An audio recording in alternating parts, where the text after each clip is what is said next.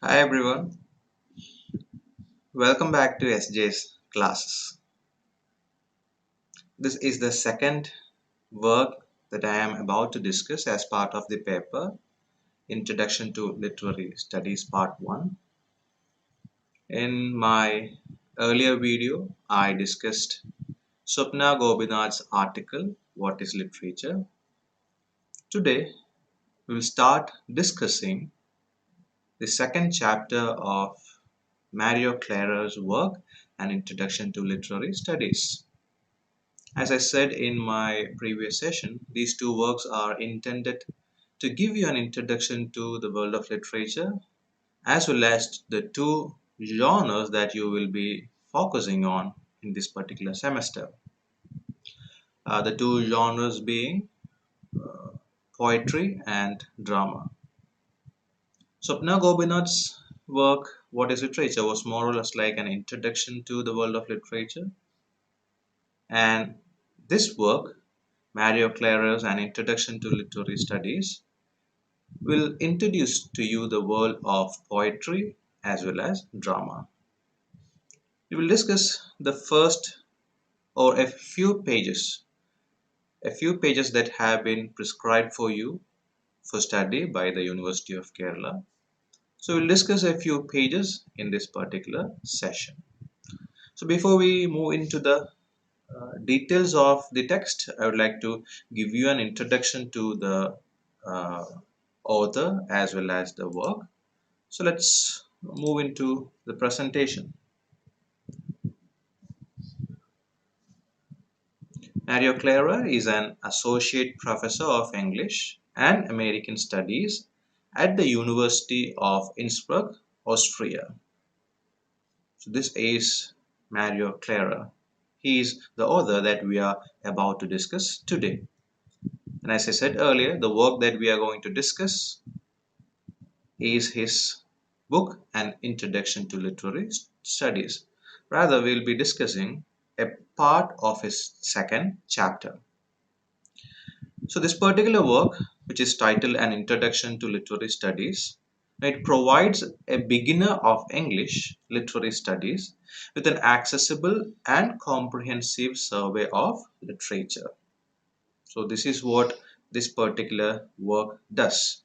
So as you can see on the screen, I have jotted down a few important points, or rather, all the important points I could gather from the prescribed pages.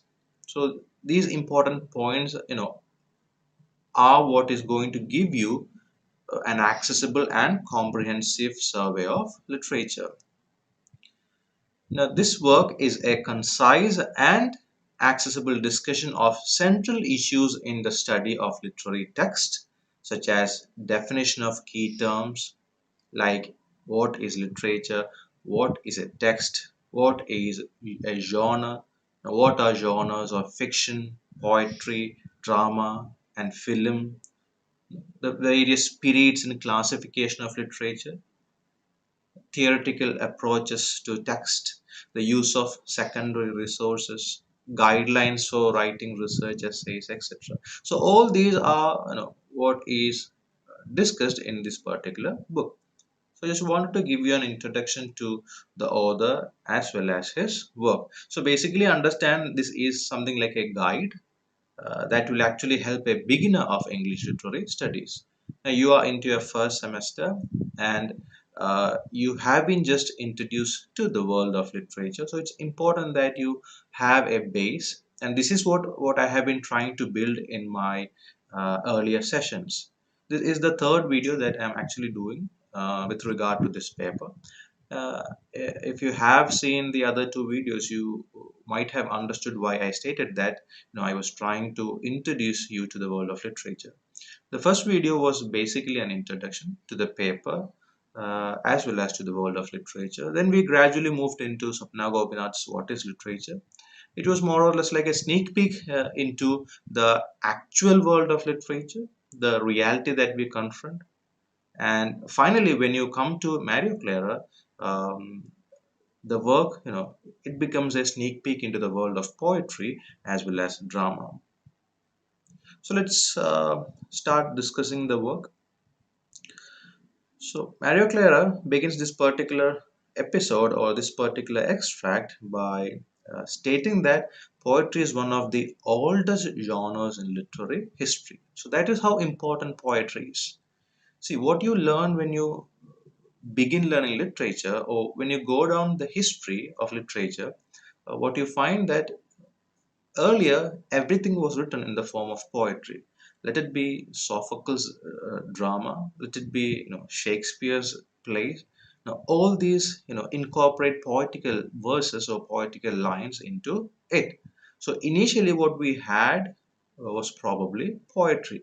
We see novel towards the 17th and 18th centuries.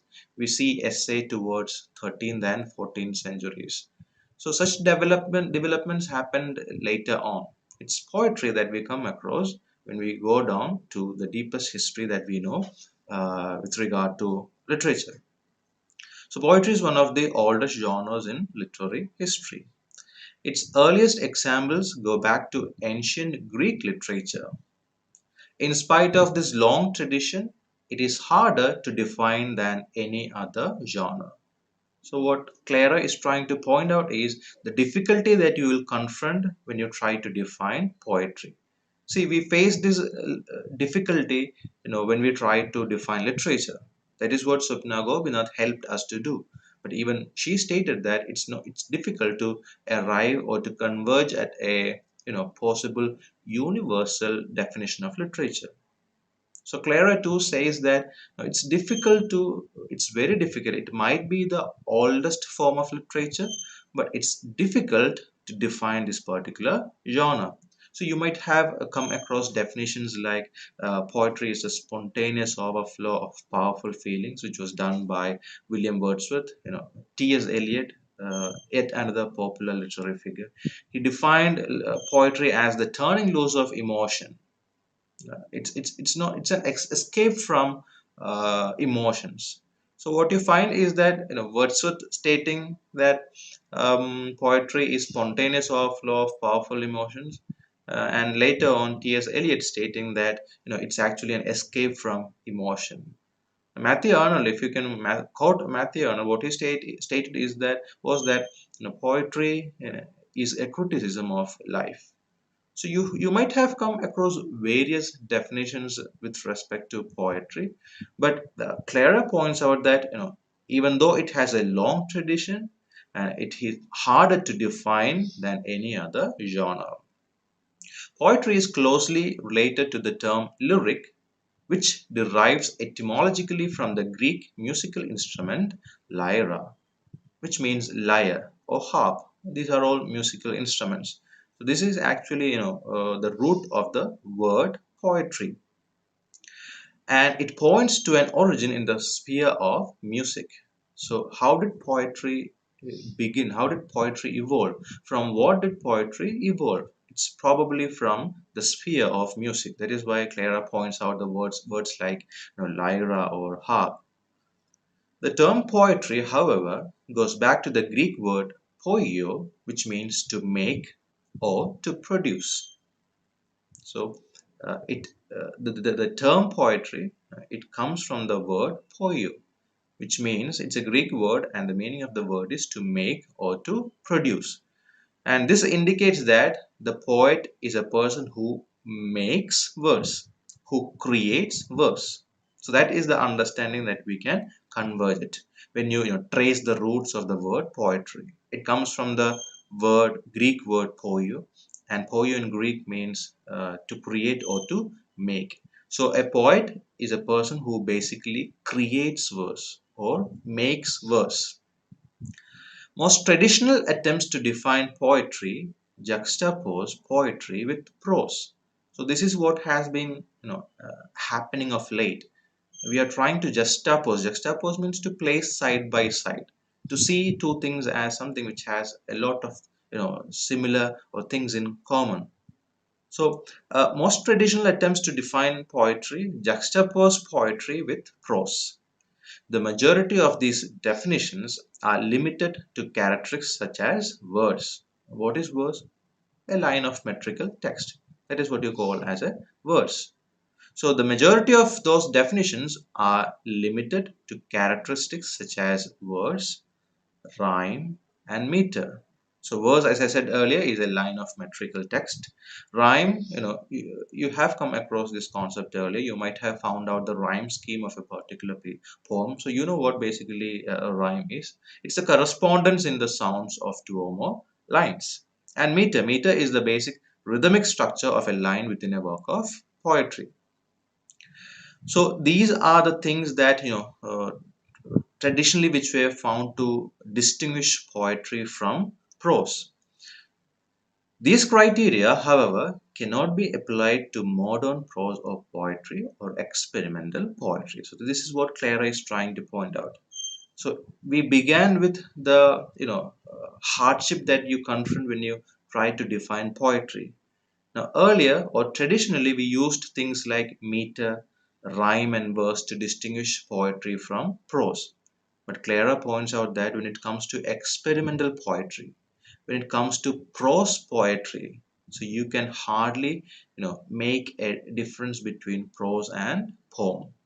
So it's difficult to distinguish between prose and poetry these days, or since the evolution of things like prose poetry or experimental poetry. That is what Clara is trying to point out. Now, it's we know that these elements dominate in one form or other in poetry. Now, these terms or these elements like meter, rhyme, verse, these also appear in drama and fiction. In spite of the difficulties associated with the definition of poetry, the above mentioned heterogeneous means things which contain different concepts or ideas or elements. That is what heterogeneous means. So heterogeneous criteria outline the major qualities that are conventionally attributed to poetry. The genre of poetry is often subdivided into into two major categories of narrative and lyric poetry. So poetry is basically, or in a general way, it is divided into two kinds: the narrative and lyric. Narrative poetry includes genres such as the epic long poem, the romance, and the ballad. So this is what constitutes narrative poetry. You have epics like John Milton's Paradise Lost. You have romances. I would suggest the example of Samuel Taylor Coleridge's Rime of the Ancient Mariner as an example for a romance, and also ballads. I hope you might have, or probably you have studied the poem Label Dame Sans Mercy, written by John Keats. It's not an elaborate kind of ballad. It can be treated as something which is a compact ballad. So you can take John Milton's Paradise Lost as an example for an epic. You can take Coleridge's Rime of the Ancient Mariner as a romance. Now, please don't understand romance in its literal term. It's different when you come to romanticism and the idea of romance, as I am quoting it now. So you can take Rime of the Ancient Mariner as an example for romance, and for as an example of ballad, you can take John Keats' La Belle Dame Sans Mercy. So, narrative poetry includes these three types: epics, ballads, and romances. So, the shorter lyric poetry. So, poetry is basically divided into two: the narrative and the lyric. And under narrative, you find epic, romance, and ballads. And under lyric poetry, what you find, its focuses mainly on a particular event or an impression or idea. So that is what a lyric focuses on: a particular event, or the poet might be trying to make an impression about a particular thing or an idea. So this is what I have jotted down from the initial pages. So let me just summarize the first slide. I have a few more slides for you. So basically Clara begins with by pointing out how ancient this art form is, but in spite of that fact, it's difficult to distinguish, or it's difficult to be defined. So traditionally, we pick out a few elements to distinguish poetry from prose, and those elements are rhyme, meter, and verse. And then he goes on to categorize poetry. He divides it into two classes. The one is narrative, which contains types like epic, then ballads, and finally you have the romances. Then he points out the second type, which is lyric, and this is more focused on a particular event. It does not incorporate many events into it. It does not incorporate many ideas or many impressions into it. It tries to or rather it limits its scope to a particular event, or to an impression, or to an idea. So let's move to the second slide. Now, some of the precursors of modern poetry can be found in Old English riddles. This is the part where he traces the history of poetry, the development of poetry.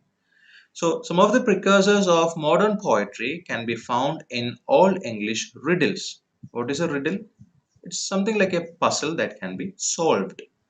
So, precursors of modern poetry can be found in Old English riddles and charms. Let me just give you an understanding regarding what a charm is. In its literal sense, it's a verbal formula performed in rituals designed to protect or heal. The words of the charm may command invisible forces in nature, or appeal to divine power in order to bring out the virtues of herbal ingredients in a remedy, or to ward off evil. So traditionally, this is how people saw charms, and these were verbal formulas performed in rituals, so that a particular medicine, will have its effect on the victim. Now that's the literal kind of definition. Now let's come to the literary designation that it has.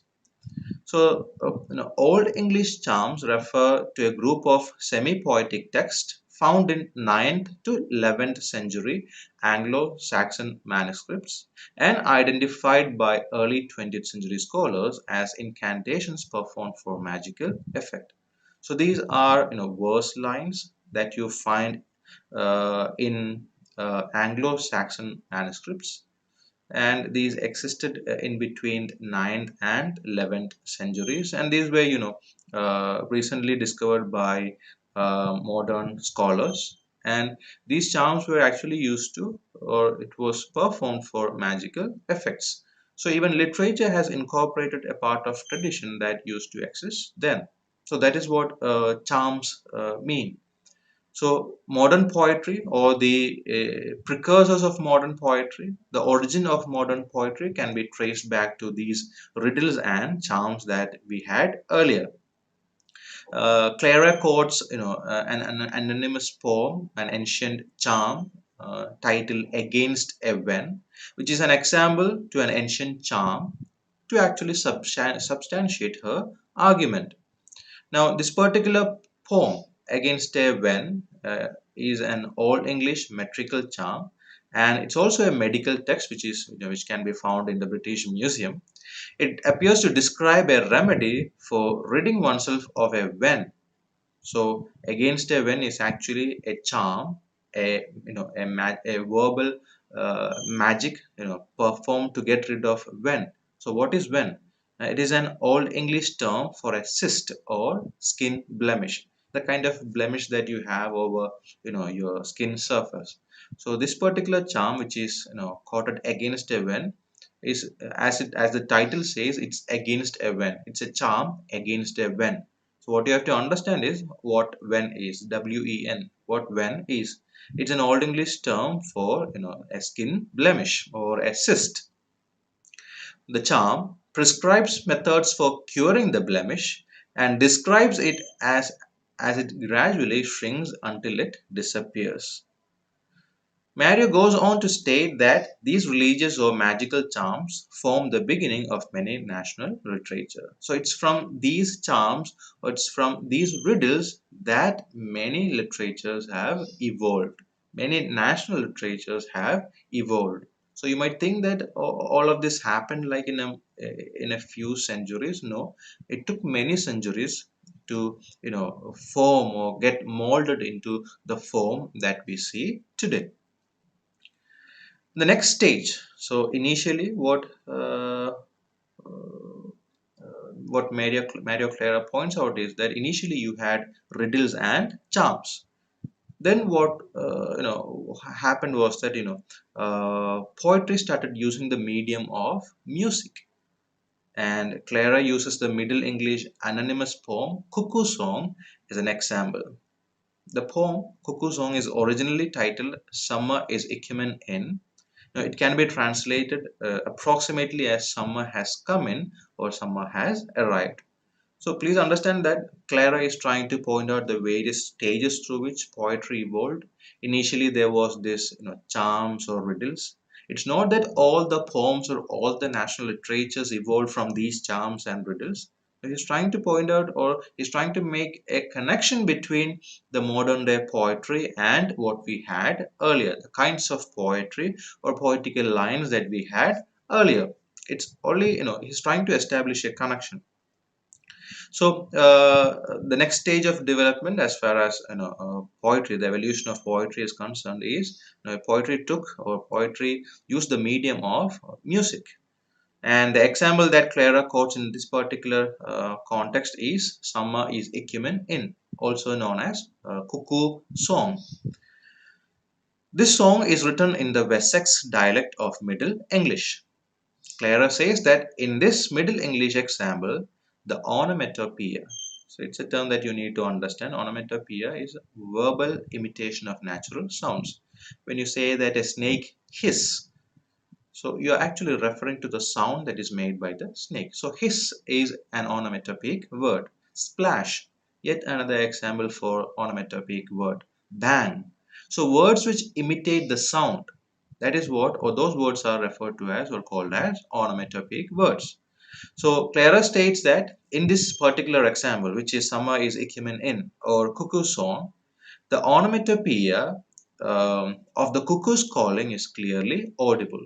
So poetry started incorporating sounds. Poets, writers, they started incorporating words, to be specific, onomatopoeic words that actually incorporated the sound of the thing that they were referring about. So this is the point where poetry start to inculcate sounds, or to be general, music. In the Old English period, ancient forms of poetry such as the elegy, which laments the death of a dear person, were newly adapted. So authors started adapting new form or new types.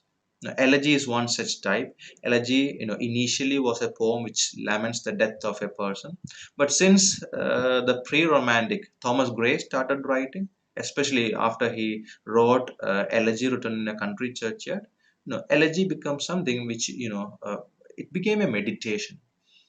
And in that particular meditative kind of poem, what you meditated was the idea of death, something which is inevitable, perhaps the only truth that we are so sure that, or the only fact that we are so sure we'll confront one day. So elegy, people started adapting new types of poetry, new forms of expressing their concerns or their impressions or their ideas, and elegy was one such form. So, Thomas Gray's elegy written in a country churchyard, or Walt Whitman's "When Lilacs Last in the Dooryard Bloomed," are examples of elegies. It's important that you remember at least one poem that can be brought under a particular category. Like when I quoted ballad, I gave you the example of John Keats' "La Belle Dame Sans Mercy." When I spoke about epic, I quoted John Milton's "Paradise Lost" as an example. So it's important that when you come across a new term, you connect it with something in literature. So when you talk about elegy, you can talk about either Thomas Gray's elegy written in a country churchyard, or Walt Whitman's "When Lilacs Last in the Dooryard Bloomed." Then, after elegy, you have the ode. Ode is a lyric poem, and it is typically in the form of an address to a particular subject, and it's written with an irregular meter. It does not have a fixed meter. It's written with an irregular meter. So after elegy comes the ode, and it is of classical antiquity, but it was revived during the Renaissance and used in the subsequent literary periods. So ode is a lyric poem. Understand that. Now you need to differentiate between these types. Elegy is a poem that laments or mourns, shares the grief of the writer or the poet with respect to the departing of a person, of a dear person, the death of somebody who is very dear to him. That is what elegy presents or elegy incorporates. An ode is a lyric poem. A lyric poem means a poem which expresses or subjectively expresses emotions of the writer. So, ode is a lyric poem, and it is basically, or it is written in the form of an address. Does it have a regular meter? No, it's written with an irregular meter. So this particular form, which was used by classical writers, it was revived during the Renaissance period. The Renaissance period referred to the period between 13th and 17th centuries. Now, to give you an example, John Keats' Ode on a Grecian Urn, a popular poem written by a romantic writer, which is John Keats. So, and it consists several stanzas with a serious, mostly classical theme. So this is what ode is all about. And John Keats' example is a perfect example for an ode, something that addresses something else. I don't want to elaborate on the poem because we don't have that much time. You can just these are all poems that must be read by a literature student. So kindly note down all these titles that I'm sharing. You can later on when you get time, you can go through these poems. However, the most important English literary form with a consistent rhyming pattern is the sonnet. So this is something which was widely used by poets. A sonnet. Sonnet is a 14-line poem. You have different types like Petrarch sonnet. Petrarch is an Italian writer, and he introduced sonnet. He introduced sonnet, and the kind of sonnet that he introduced is called Petrarchan sonnet. It has two parts. It is divided into octave and sestet. The first 8 lines in the poem is called as or are referred to as octave, and the next 6 lines are referred to as sestet. In the octave, you state a problem, and in the sestet, you suggest a possible solution. And this is what Petrarchan sonnet is. So sonnet was something which was, or the sonnet form is something which is widely used by poets. So from Renaissance onwards, this particular form, was widely used by writers, and it was primarily, used to convey the theme of worldly love. So, please understand that Mario Clara is trying to welcome you to the world of poetry. Swapna Gopinath welcomed you to the world of literature, and Clara, he's trying to welcome you to the world of poetry. That is why you are coming across elements that constitute poetry, elements like meter, rhythm, and verse, which distinguishes it from prose. Types of poetry like elegy, ode, sonnet. So you are basically being introduced into the world of poetry. Please bear that in your mind. Now let's come to some of the important elements in poetry. One of the most controversial and important term in poetry is image or imagery. And the word itself, which is the word image, can be traced back to the Latin imago, which means picture, and it refers to a predominantly visual component of a text, which can however also include other sensory impressions. So basically an image gives you a visual form of the idea or the theme that the poet is discussing, the kind of picture that he portrays using words. That is basically an image as far as poetry is concerned. And imagery is often regarded as the most common manifestation of the concrete character of poetry. uh, it's important that you understand the terms abstract and concrete. Concrete means which you something which you can sense it with your senses. Now, if I can take this particular, smartphone, this is something which is concrete, which has a physical manifestation. I can, have a sense of it using my sense of touch. But when I say the word honesty, it's not something which you can, it's not something which has a physical manifestation. It is not something which you cannot physically sense it.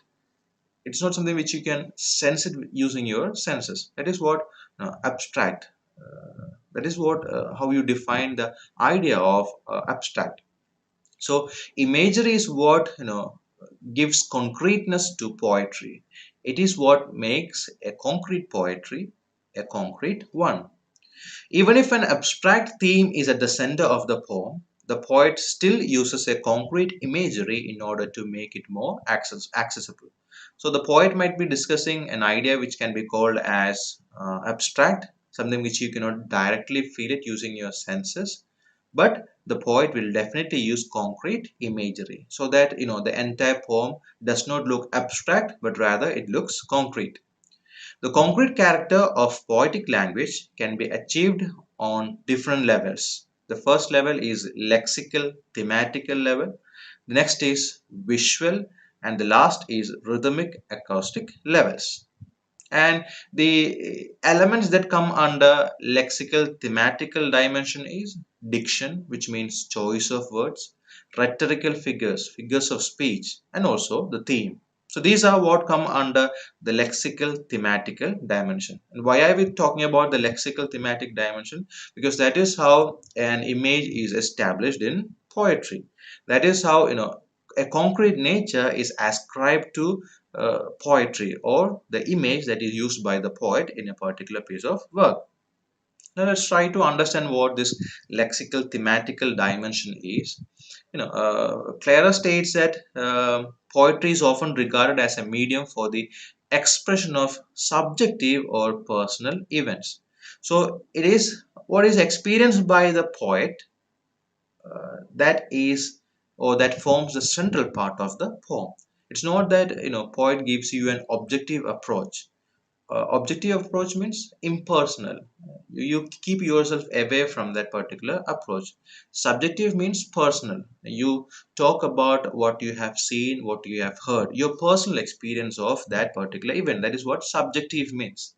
So, poetry, as Clara sees it, it's an expression of subjective personal events, and the issue of the speaker is the central in the analysis of the poem. Now, the question whether the speaker and the author are one and the same person is, of course, also relevant for fiction. So, you might have thought about it. Now, you'll have a speaker in a poem. Is that speaker the poet? The same applies to prose as well. You'll have a narrator. Is the narrator the author, the writer, the novelist? So, this is something which you need to establish. So, the question that haunts us is the speaker the poet? Is the narrator the author? So, you find a similar issue existing between prose and poetry. In the novel and in the short story, however, a distinctive use of point of view techniques easily creates a distance between the narrator and the author. So this is what actually helps prose to distinguish between the narrator and the author. A distinctive use of point of view. The author will have a particular point of view.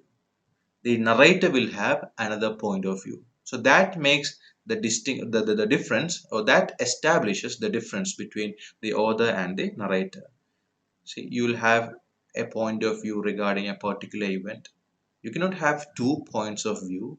Now you can have a point of view. So when the points of view differs between two persons, that is how you establish the difference between an author and the narrator in a artwork, especially with respect to prose. In longer poetic forms, the narrative situation can be as complex as that of the novels or the short story. So, if when when if you have read longer novels, you will understand that there are more characters that come into play. There are more events that are being described by the writer. that there are more plots that are traced or constructed as part of that particular narrative. And you find the same thing happening in poetry as well. So perhaps Clara is trying to point out some of the similarities that you can find between prose and poetry. So a good example of this particular situation where you confront complex plots in poetry is Samuel Taylor Coleridge's ballad, The Rime of the Ancient Mariner. So it's a romance as well as a ballad. So romance is basically something which is very much imaginative. Ballad is, a story that is written in the form of a poem, or a story that is, conveyed in the form of a poem, verse lines. So the Rime of the Ancient Mariner, it's both a ballad and a romance. So this ballad assumes a position between the epic long forms and the lyric short forms. So it's something which occupies a medium position. It's not an epic, it's not a lyric poem as well. It occupies the center area. The next word you know come in a lexical thematic dimension is diction, or the use of poetic language. I might have said this to you earlier. In poetry you have to carefully choose words, and that is what diction means, the careful selection of words. So this is something that you confront when you come to the lexical thematic dimension. The use of poetic language or diction, more than the use of complex narrative situations, distinguishes poetry from other literary genres. So, apart from all the other differences that you can find between prose and poetry, diction or careful selection or choosing of words is what distinguishes poetry from prose. Yes, of course, yeah, let's accept that statement, because when you read a novel, you go through a particular kind of experience with respect to language, and when you read poetry, poems, you have a different experience of language. So basically you can understand that diction is that particular idea or concept which distinguishes poetry from all other literary genres. Concrete nouns and scenes are employed in order to achieve this particular effect. In his elegy written in a country churchyard, which was written in 1751, which deals with human transitoriness. What is human transitoriness? And impermanence, that suggests that inability of ending or dying. Something which points out that definitely you will die one day. You have to perish. Your life will come to an end. That is perhaps the only truth. As I said earlier, that is perhaps the only truth that we are so sure about. So, Elegy Written in a Country Churchyard, which was written in 1751 by Thomas Gray, is something which deals with human transitoriness. So, even though the poem is, narrating, or convey the idea or conveys an abstract idea, it has concrete images embedded into it. Death perhaps can be, treated as an abstract idea, something which you cannot be which cannot be sensed through our senses. So it's an abstract idea. So even though in the poem the poet discusses an abstract idea, he uses concrete images such as a cemetery. What he does is that he describes a cemetery and the people who have been buried in that cemetery. So those images are definitely concrete images. Then you have ringing of a bell, a farmer returning from his field, darkness, tombstones, or how rather tombstones appear in darkness. Now, all these are vividly portrayed in this particular poem. So even though Thomas Gray talks about an idea which is abstract, he uses concrete images, words that describe or portray concrete images, to bring about or to drive home the idea of death. Objects and expressive scenes are described in order to make the poem concrete, although the actual theme of transitoriness is abstract. So that is a statement being made there by Mario Klarer. He says that no, he Thomas Gray has used concrete ideas to describe an idea which is abstract. I hope you are able to distinguish between what is abstract and what is concrete. Now, only then you will be able to clearly understand what Clara is trying to point out. So you can use words which connote concrete entities, concrete things, so as to describe or construct an idea which can be termed as abstract. An elegy by W.H. Auden uses a similar technique. So you can quote actually many examples to substantiate the argument that Klarer is trying to make out. Please remember at least one particular example, and that can be elegy written in a country churchyard. So the idea that Klarer was trying to point out is that even though you are writing about an abstract entity, even though you are writing about an abstract idea, you can use concrete images.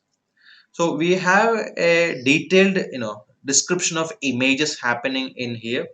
So let's look at some other ideas which are connected to images and imagery. Images and concrete objects often serve the additional function of symbols if they refer to a meaning beyond their material objects. So this is a secondary use of images. You can use concrete images to define or to describe an abstract idea. And when a particular image is an idea that goes beyond its literal sense, then it can stand as a symbol. I'll give you an example. A cross in among the Christians. A cross in Christian thinkings is much more than just two crossed wooden bars. That is what Klarer says. A cross in Christian thinking is much more than two crossed wooden bars. It represents, the entire Christianity. It represents the life of Christ. It represents the future of Christians. So that there are, meanings that go beyond what you see, what you can sense it using your senses. So that is where an image achieves the status of a symbol, when you have ideas that go beyond the material object. A particular poet, if he wishes to use the idea or the concept of cross, now a poet can either use as a commonly conventional symbol or create his own private symbols using symbolic functions. So you can perhaps use a cross literally just to refer to the religion, or you can bring about symbolic significances. You can talk about crucifixion, you can talk about resurrection, you can talk about all that is sanctified by a religion. So you can talk about numerous things by quoting the idea of cross. So you can either refer to it in a literal manner, or you can treat it as a symbol, a very personal symbol as far as a particular poet is concerned. If you want to if you want me to substantiate that particular argument of Clara, you can take the example of the albatross that you come across in the poem Rhyme of the Ancient Mariner. It's a private symbol, and in the course of the poem, the bird which is murder, it becomes a symbol of natural order, which has been destroyed by man, and that is why the sailors struggle. That is why the sailors perish. No, I don't know if you have read the poem, but it's basically a story of a shipwreck, and how that shipwreck happened, and how this man, the captain, escaped from the shipwreck. And all these happened because he shot down or he killed an albatross. So the albatross in the poem becomes more or less like a personal symbol as far as Samuel Taylor Coleridge is concerned. Now, we also must discuss the use of rhetorical figures or figures of speech. You might have come across simile, metaphor. All these are what you call as rhetorical figures of speech.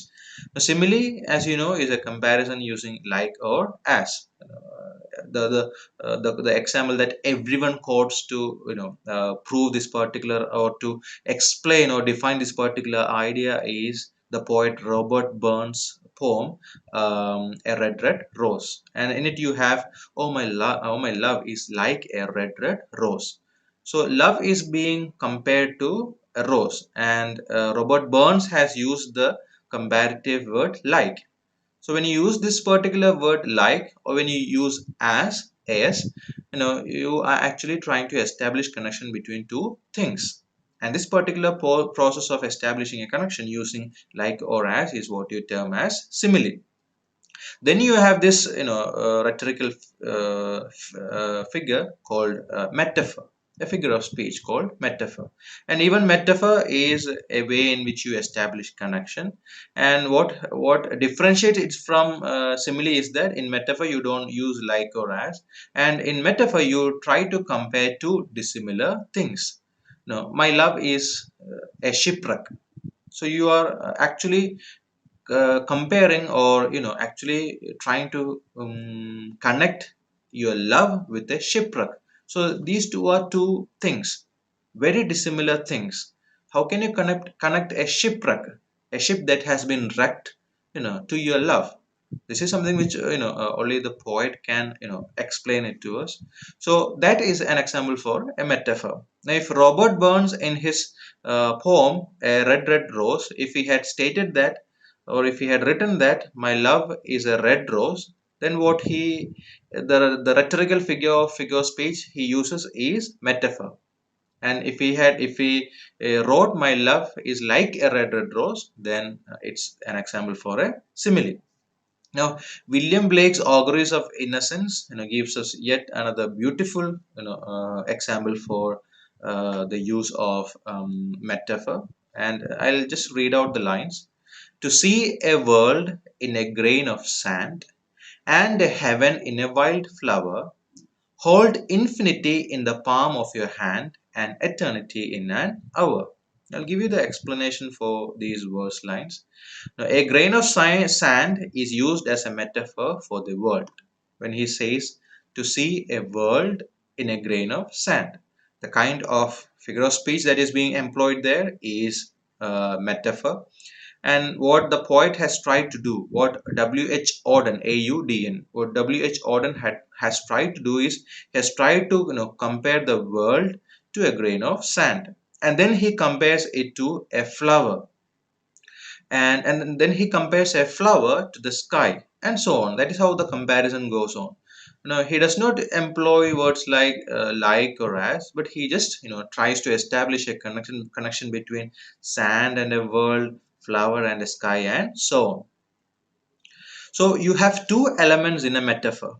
Klarer also points out these 2 points. You have the tenor, which is the person, object, or idea. Tenor, T-E-N-O-R, tenor, which is the person, object, or idea. Then you have the vehicle, the thing to which it is equated. So let me quote the example of Robert Burns. In the verse line, "Oh, my love is like a red, red rose," my love functions as a tenor, the object or the idea, and the vehicle is red rose, the image that you use to compare or to establish a connection with the idea that you just stated earlier. So in my love is like a red red rose, my love is tenor, and red rose is a vehicle. When you come to the example of W.H. Auden, the grain of sand is actually the object, that, or the world is actually the object. So therefore it is the tenor, and the sand to which it is being compared, that is the vehicle. So when you discuss about imageries, one movement that you can never forget is the movement called imagism. And it was basically an American movement, which was brought in by English poets, especially by poets like Ezra Pound and T.S. Eliot. And it was actually a reaction against Victorian sentimentality. So have this bearing in your mind, have this understanding regarding this movement in your mind. It was basically an American movement, and it began in the early 20th century. It was a reaction to the Victorian sentimentality, because Victorian age is the age that precedes the modern age, or 20th century, the first part of 20th century. So what happened in imagism, or this particular movement, was that there was the use of common speech in free verse with clear concrete imagery. So you have three things in play there. You have use of common speech. It's normally you don't employ that particular speech in poetry, and that is what distinguishes poetry from prose, as we saw earlier. But in this movement, as part of this particular movement called imagism, uh, poets started using common speech in free verse. Free verse means you don't employ any rhyme scheme, you don't employ any meter. So when you take the example of elegy written in a country churchyard, it is written in iambic pentameter, which means that it has a particular feet, or it has a particular structure to follow. But when you come to imagism, poets wrote free verses, lines which does not rhyme and lines which does not have which do not have a meter. So, and the final thing is that they use these to describe or to portray concrete imagery. They do not talk about abstract entities. They do not provide abstract images. They gave us concrete images as part of this movement.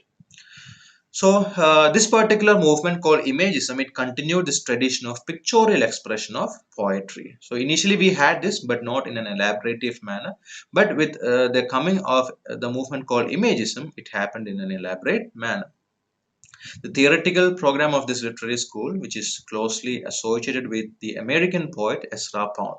So please, remember this name, Ezra Pound. He is the one whom we come across when we discuss about the movement called Imagism. And Chapon said that the movement, the Imagism movement, was about condensing poetry into powerful and essential images. That is what poetry is about: condensing poetry, condensing the idea, condensing the impression that you are trying to make on your reader into powerful and essential images. That is what the movement is all about. Now, that is where I will stop for the day. So it was a pretty long discussion. I have only discussed a few pages that we confront in this particular work. So initially, we try to understand what is poetry. We try to distinguish poetry from prose. And then we came to the two types of poetry, which are narrative and the lyric. Under narrative, you have epics, romances, and ballads, and lyrics are much shorter poems. And then we came to the history of or the development of poetry. That is where we saw reference being made to puzzles and charms. Then as we come down, we understand that poetry started to using music, or trying to or try to connect with the sphere of music. That is where we quoted the example of cuckoo song, or summer is ecumen in. Then we discussed about different types of poetry, such as elegy, ode, sonnet.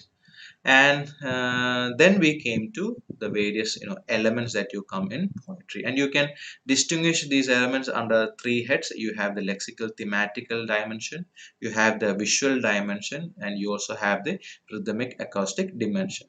We discussed only the lexical thematical dimension, and in it we confront things like diction, the use of words, the choice of words, and then rhetorical figures like metaphor and simile, and also finally what is the kind of theme that you come under a poem. So kindly refer to this video if you haven't if you weren't able to establish a complete connection between that which was stated today. Please watch this video again. Thank you so much for being with me today. Have a good day.